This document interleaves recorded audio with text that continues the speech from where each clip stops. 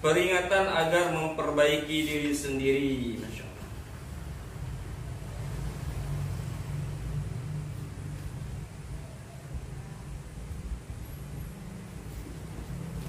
Dalam bab ini saya ingin membahas tentang masalah khusus dengan maksud sebagai peringatan. Pada zaman ini umumnya orang-orang telah melalaikan usaha tabligh.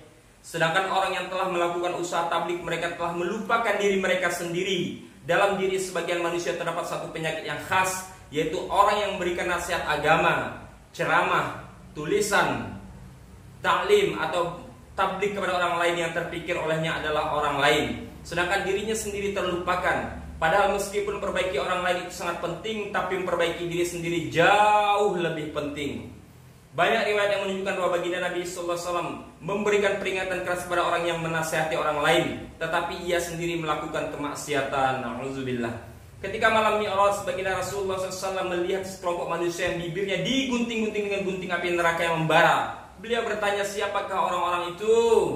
Malaikat Jibril alaihissalam menjawab, mereka adalah para pemberi nasihat dari umatmu yang tidak mengamalkan apa yang mereka nasihatkan kepada orang lain. Ya Allah. Dari kitab Mishkat. Sebuah hadis lain menyebutkan sebagian ahli surga akan mendatangi sebagian ahli neraka dan bertanya, mengapa kalian berada di neraka padahal kami masuk surga karena telah mengamalkan nasihat-nasihat yang telah kalian berikan? Mereka menjawab, kami karena kami menasihati kalian sedangkan kami sendiri tidak pernah mengamalkannya. Hadis lain mengatakan siksa jahanam akan lebih cepat menimpa kepada ulama yang jahat. Mereka sangat terkejut dan bertanya, mengapa azab Allah SWT lebih dahulu menimpa kami daripada menimpa para penyembah berhala? Dijawab, orang yang sudah tahu tidaklah sama dengan orang yang belum tahu. Para ulama menulis bahwa nasihat-nasihat agama yang tidak diamalkan oleh orang yang memberi nasihat kebanyakan tidak akan memberi manfaat. Itulah sebabnya meskipun pada zaman ini setiap hari ada bermacam-macam pengajian, bermacam-macam nasihat, bermacam-macam ceramah dan tulisan-tulisan, kegiatan ini kurang berpengaruh. Allah Subhanahu wa taala berfirman dalam Al-Qur'an surah Al-Baqarah ayat 44.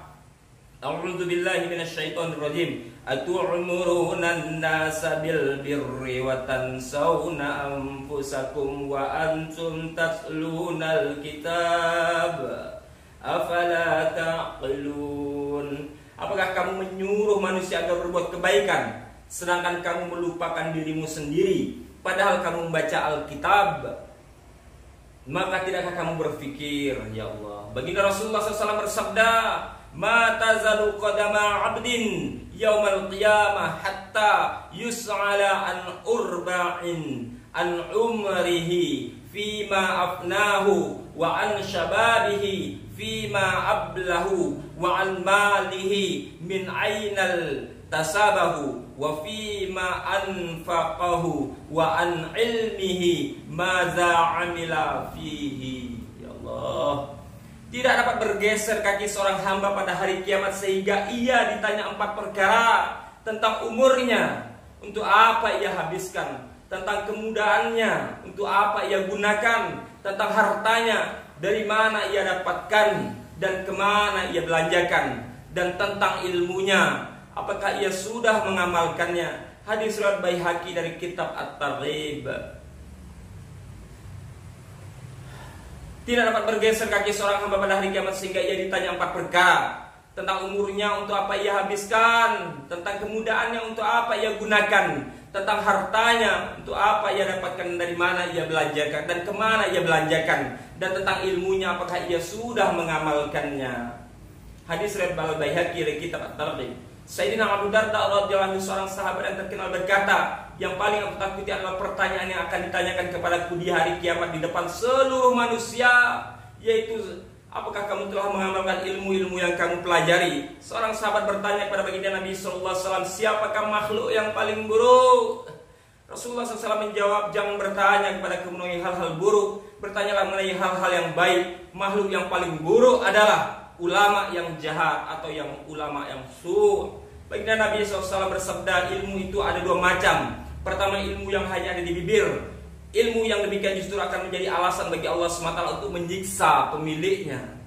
Kedua, ilmu yang beri kesan dalam hati. Inilah ilmu yang bermanfaat. Kesimpulannya, selain kita pelajari ilmu untuk zahir kita, hendaknya kita pelajari ilmu untuk batiniah kita, supaya di samping kita peroleh ilmu, hati kita juga mendapatkan sifat-sifat yang baik. Kalau ilmu tidak berkesan di hati, maka Allah Subhanahu wa taala akan menuntut pada hari kiamat, apakah kamu mengamalkan ilmu yang kamu miliki? Ya Allah ya Rabbi, Masya Allah. Semoga Allah SWT jadikan kita hamba yang bisa mengamalkan setiap ilmu yang Allah SWT berikan. Amin ya Rabbal Alamin.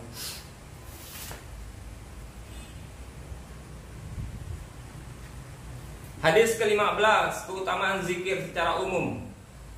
An Abi Sa'id Al-Khudri radhiyallahu anhu anna Rasulullah sallallahu alaihi wasallam qala aksiru zikrullah hatta yaqulu majnun. Ya Allah. Dari Sayyidina Abi Sa'id Al-Khudri radhiyallahu anhu, baginda Rasulullah SAW bersabda, perbanyaklah berzikir kepada Allah SWT sehingga orang mengatakan kamu gila.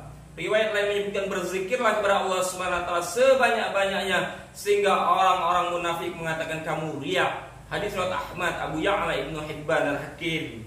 Dari Sayyidina Abu Sa'id Al-Khudri radhiyallahu anhu, baginda Rasulullah SAW bersabda, perbanyaklah berzikir kepada Allah Subhanahu wa taala sehingga orang-orang mengatakan kamu gila. Riwayat lain menyebutkan berzikirlah kepada Allah Subhanahu wa taala sebanyak-banyaknya sehingga orang munafik mengatakan kamu riya.